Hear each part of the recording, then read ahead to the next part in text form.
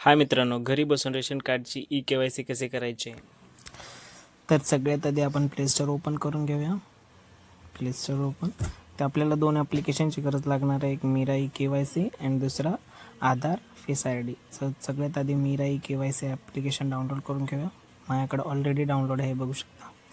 त्याच्यानंतर आधार face R D, आधार face R D हे application download करून घ्या. हे पण माझ्याकडे ऑलरेडीच आहे, तुम्ही डाउनलोड करून घ्या प्ले स्टोअरमधून.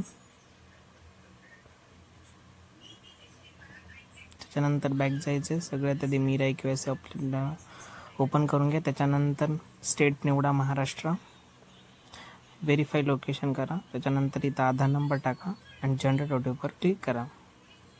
त्याच्यानंतर इथं OTP, आधार नंबरला जे नंबर लिंक आहे ते OTP इथं फिल करा. त्याच्यानंतर कॅप्चा टाकून सबमिट करा.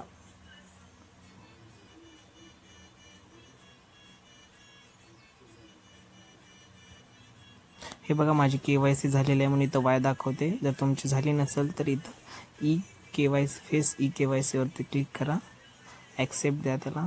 त्याच्यानंतर इथं फोटो क्लिक करत देणं.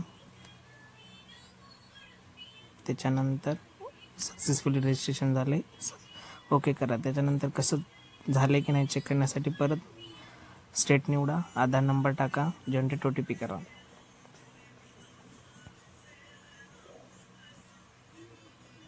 इथं OTP फिल करा. 2938 मी फिल करतो. त्यानंतर परत कॅप्चा टाका आणि सबमिट बटनावर क्लिक करा.